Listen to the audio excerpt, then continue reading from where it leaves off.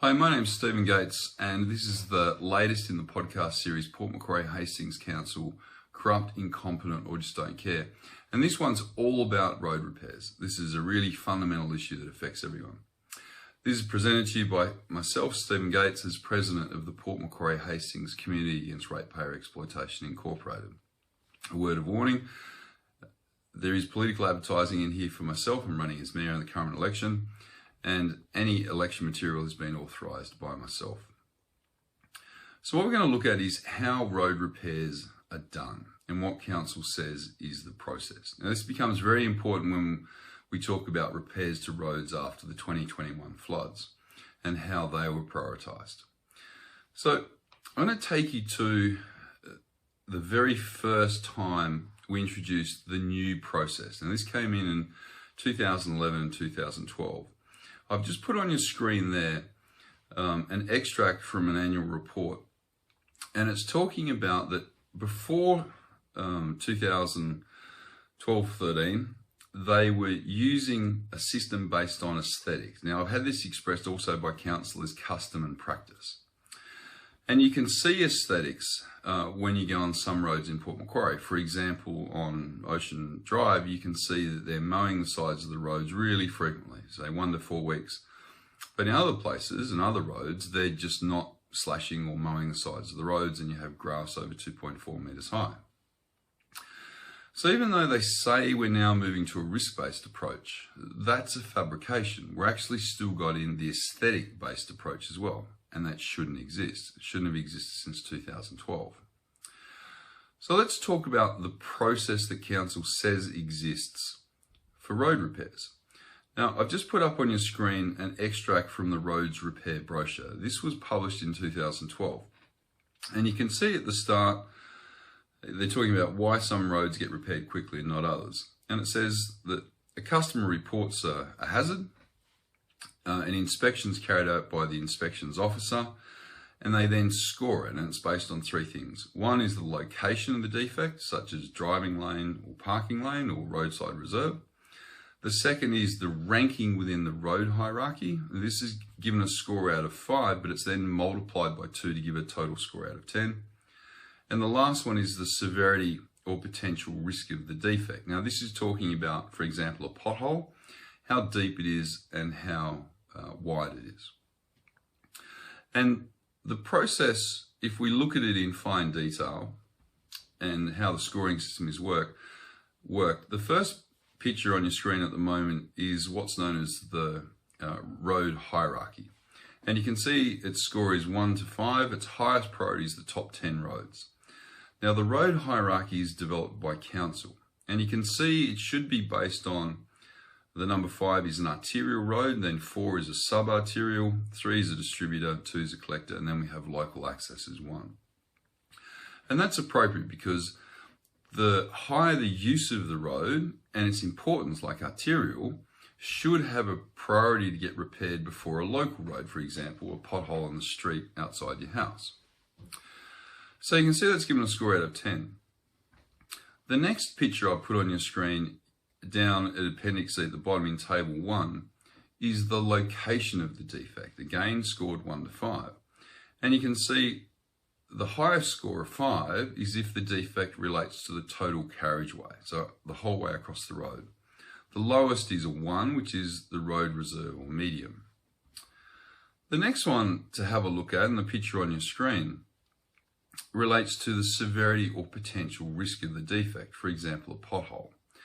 Now you can see here is quite a detailed table, and if we look at the potholes one, you can see based on its diameter and depth, you either get a score of between 1 to 5. Now that looks really objective. We need to ask the question, how then are defects repaired once you're scored? So the picture which is on your screen now is a table which sets out based on your score, what its priority is, low, medium or high, what the control mechanism is it monitor, program to maintenance works or inspect and make safe, and what the response time is. As resources pimped within 6 months or within 4 hours, within 2 working days. And that all seems really clear.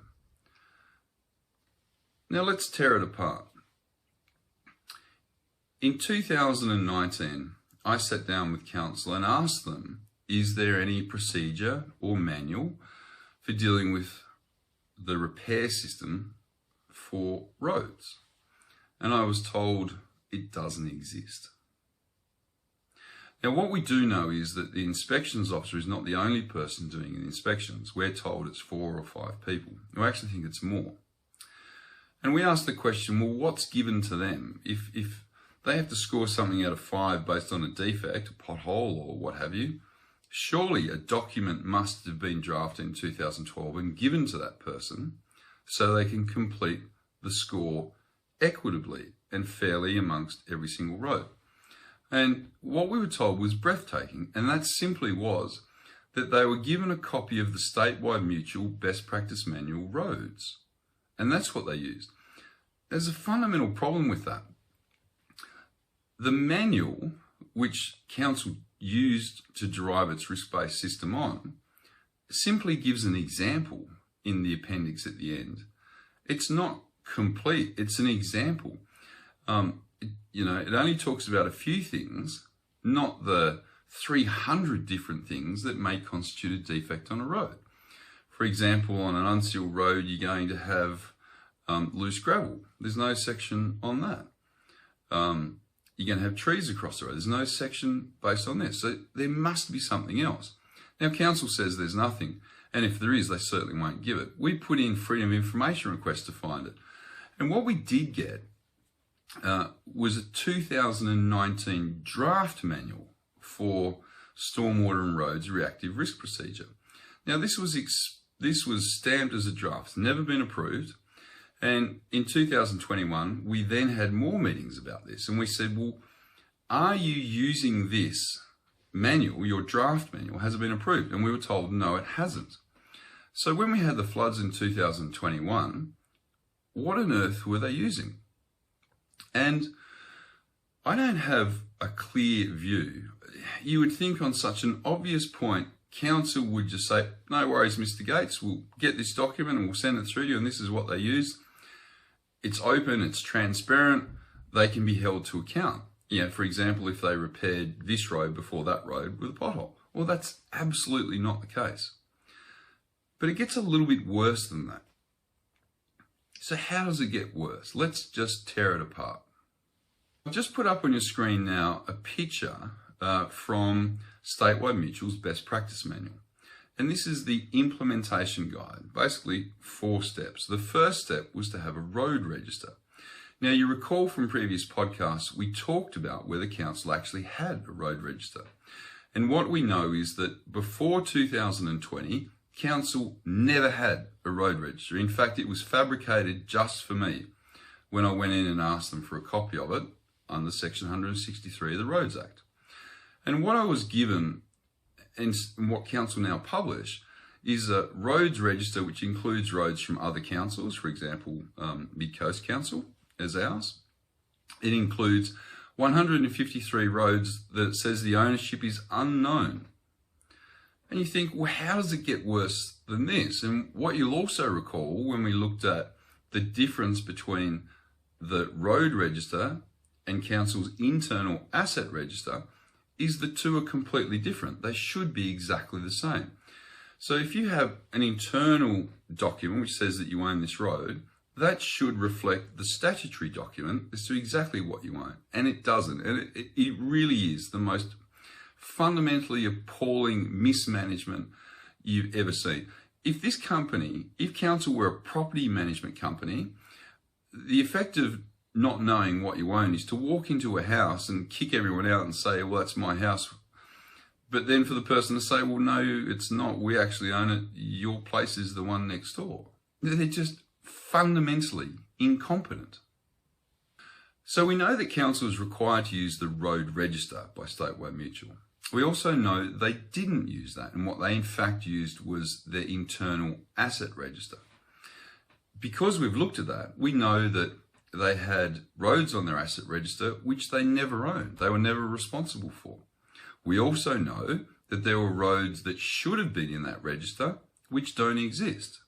and have never been part of the register but are on the roads register. For example, Thorn River Road, Old Highway, are all good examples of that. And that's a fundamental mistake, because to not deal with a road repair on Thorn River Road, which is not on your asset register, but is on your road register, your insurer requires you to manage the risks from potholes or scours exactly the same way and to treat it the same as any other road. Council won't do that. And you've got to ask the question, what the bloody hell has the elected body been doing? And how can a public servant who's paid by council in a public service to serve the public get something so fundamentally wrong? Anyway, it gets worse. So if we look at the next thing, which is the road hierarchy, and you'll recall from the scoring system, whatever score is given out of 5, it's doubled. Now, I've put up on your screen the road hierarchy that was originally developed in 2012. Now, you recall this is based on the asset register, and we know that's wrong. But you can see, if you look at the first column on the left, which is from 1 through to 28, it's pretty much right in accordance with what Statewide Mutual wanted. And that was your arterial roads, your sub-arterials, your collectors are given the highest priority. So the question is, how did it change? Well, in 2019, Council, in its infinite wisdom, decided to do a new road hierarchy. And unfortunately, this was based on me asking some rather hard questions that they didn't really have a good answer to, so they developed a new one. Well, what you can see here is completely different format. So the top roads are given the highest priority, which is a 5. Now you'll see that these are all roads within Port Macquarie. And then beneath that, you've got another series of roads, 4s, which are largely Port Macquarie roads as well. Now, that road hierarchy is not approved by the elected body, and it should be. And the reason for that is council has a policy called Making Council Policy. And in that it says that if there is a reduction in service given to ratepayers, then it cannot be implemented or done by the paid staff. It must go to the elected council body.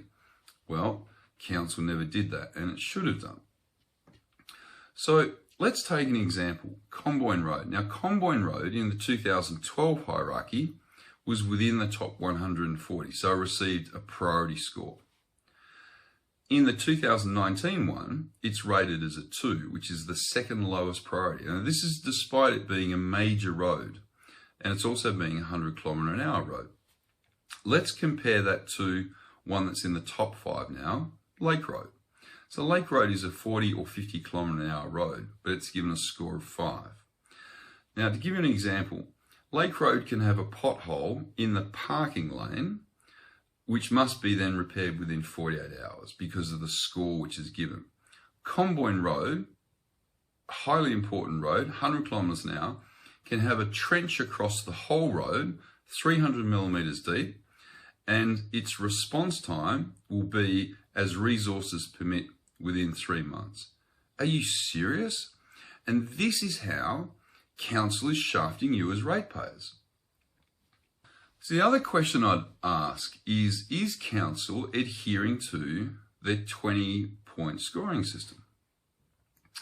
Now, we know that they're not, because one of the things that you should receive when you lodge a defect, called a CRM, not only should you receive an email saying that it's been lodged, but when the inspections officer has done the assessment, you should then get another letter which says, well, we've assessed it and it's scored as this, which means that its response time is low, medium or high, and it will be dealt with here.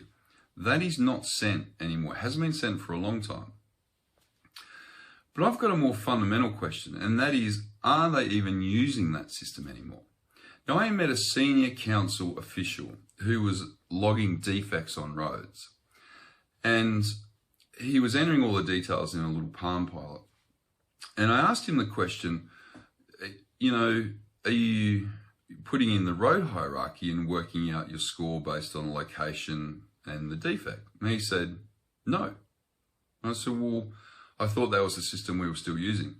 Oh, no, mate, no, these haven't been used that hasn't been used in 20 years. Now, whether he's right about the 20 years or not, the system that he was using was completely different than what you've been told actually exists. I was in council offices recently and I was looking for the brochure, which used to be there, titled Core Services Road Repairs. Well, after my meeting with council in April of 2021 after the floods, and we exposed some of the problems between the new road hierarchy and the old one, and its inconsistency compared to the brochure, council have now removed all of the brochures because what they're doing doesn't make any sense and it's not consistent with what they published. So you've got to ask the question, why on earth haven't they made this public to you? Why haven't they got a published process that you can log onto the website and you can see when a repair to your road should be done? In fact, you can even calculate the score. Then it's objective, it's transparent, and you can hold council accountable. And the reason is simply this. Council do not wish to be held accountable for anything. Because if you're given the tools and the information, you can hold them accountable. And they do not want that, because it means they're probably going to have their employment terminated because they're so piss poor at doing the most basic, simple things that you as the ratepayer is really important to. Think it couldn't get any worse than that. Well, council have got a way of manipulating things so it doesn't have to go through the elected body. Well, we talked about the 2019 draft reactive risk procedure for roads and stormwater. Well, that replaced a whole lot of previously accepted practices. So up on your screen now is the new level of service and intervention time, theoretically based on a score, but it's different. It gives you a low risk or a medium risk or a high risk. Now I've had a look at that and it's on our website under our publications tab and you can download it and have a look for yourself. The way that I've looked at it is most roads for a defect will be assessed as low or medium risk. In fact, I'd say probably only 10% of roads you're going to score a high risk. If you're not a high risk, you have no repair intervention period, full stop. And that is just appalling and it is completely inconsistent with their insurer's requirements, Statewide Mutual. So how do they get away with this? Well, the simple reality is the elected body has no knowledge and they're incompetent and they're briefed by council in such a way that council get the answer that they want, or council just work behind their back and do what they want. One specific example. So in 2011, the wire fence on Comboyne Road as it runs up the hill was in really poor condition. It needed replacing. Cars were driving off the side of the road and going down the side. Dangerous. People's lives were in jeopardy. Now, that was put as part of the special rate variation in 2011 that it would be fixed. To this day, it has never been fixed, but council, for example, on Gordon Street can spend $6.3 million putting this fancy bitumen new surface in, or it can do Lake Road and do exactly the same. Those roads were never bad. Sure, there are a few potholes, but when you're talking about people's lives, Comboyne Road, and you're talking about risk to people, then Comboyne Road hasn't been fixed since 2011, the wire fence. Yet they find this discretionary money, which could only be said to be based on aesthetics, to do Gordon Street and Lake Road. It's an absolute disgrace. And the problem is we have this incompetent council body that has just got no idea. And why would you vote the bastards back in? To be serious. Same could be said about road repairs after the floods. Now, I met with council in April and I asked them, would you give me your documented process on how one road is repaired in prioritisation to another? For example, two unsealed roads. Why is one graded here and not graded there? And the classic example was Muscio Road. Now, Muscio Road runs on a ridge. It had almost no damage to it from the floods. And yet other roads, for example, Thornura Road, the four-wheel drive got bogged in it because the scours were over 700 millimetres deep in the middle of the road. Well, that wasn't touched until November of 2021. But Muscio Road, well, that was regraded immediately after the floods. You might want to ask the question, who lives on Muscio Road and who benefits from it? That's the question. So at the end, to summarise, Council again have made a deliberate decision to not publish anything. There is no transparency and there's sure as hell not any accountability. What exists is a fabrication and it's been manipulated. And at the end of this, we ask you to come to a conclusion. And that is, do you believe the council is incompetent? Do you believe that they're corrupt? Or you do believe they just don't care?